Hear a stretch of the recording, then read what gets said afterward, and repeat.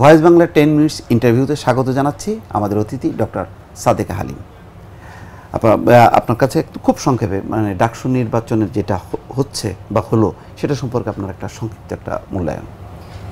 আমি প্রথমে খুব আশাবাদী যে 28 বছর পরে ডাকসু নির্বাচনটি হয়েছে।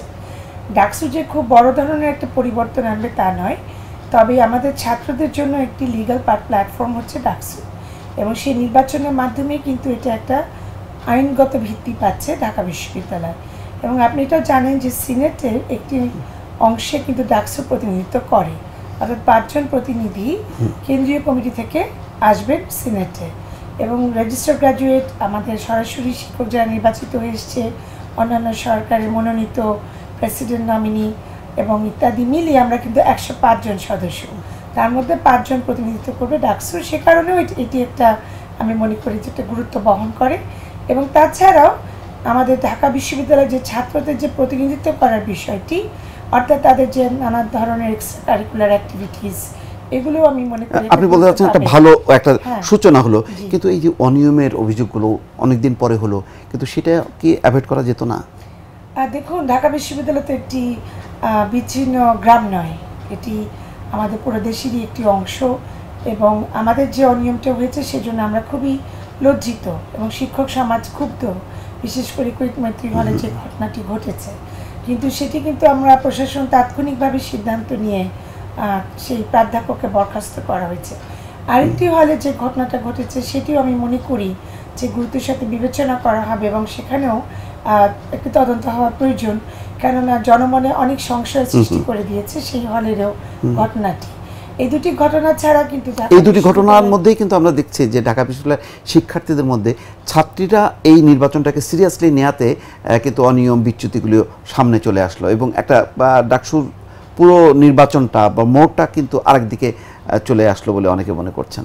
হ্যাঁ, এবার এটা ছাত্রীদের একটা কৃতিত্ব দিতে হবে। না, এটা একটা খুব লক্ষণীয় যে আমাদের 18টি হলের মধ্যে 5টি হচ্ছে আপনার ছাত্রীদের হল, এবং 4টিতে কিন্তু স্বতন্ত্র বিজয়ী হয়েছে।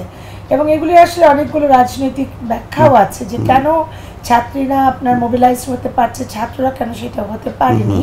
এবং চেঞ্জ মেকার হিসেবে আমরা ছাত্রীদেরকে দেখছি, যেটা মাননীয় প্রধানমন্ত্রী দেখতে চান যে নারীদের একটা রাজনৈতিক ক্ষমতায়ন। সেক্ষেত্রে আমি মনে করি যে এখানে নারীদের একটা জাগরণ হয়েছে। নির্বাচন পরিচালনায় কি একটু ভুল আছে? মানে সব শিক্ষক অর্থাৎ সব অংশের যারা প্রতিনিধিত্ব করে সবাইকে যুক্ত করার দরকার ছিল কিনা?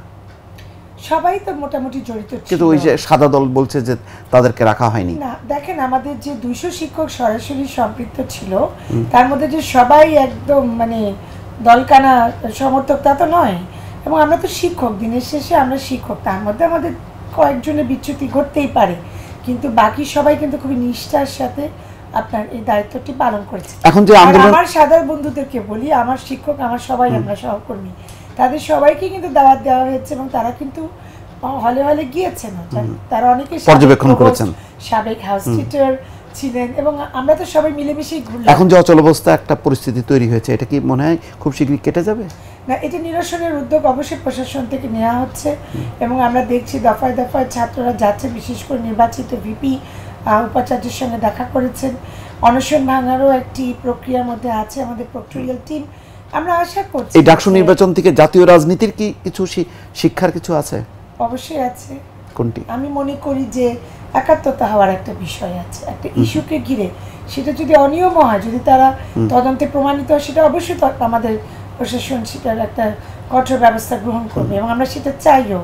তো সেখানে আমরা চাচ্ছি যে এই যে নিষ্ঠার সাথে ছাত্রছাত্রীরা একসাথে হচ্ছে, এবং ওদের মধ্যে যে আমি যে স্পিরিটটা দেখতে পাচ্ছি, এটা অবশ্যই যদি তারা এটা নিজেদের থেকে নিয়ে থাকে তারা প্রশংসার দাবিদার, কিন্তু তারা যদি কারো প্ররোচনায় নিয়ে থাকে সেটি আবার রাজনৈতিক ব্যাখ্যার প্রয়োজন। জি, ধন্যবাদ আপনাকে। ভয়েস বাংলার 10 মিনিটস ইন্টারভিউ এ পর্যন্তই। আগামীতে অন্য কোনো অতিথিকে নিয়ে আবার হাজির হব। ভালো থাকুন, সুস্থ থাকুন সবাই।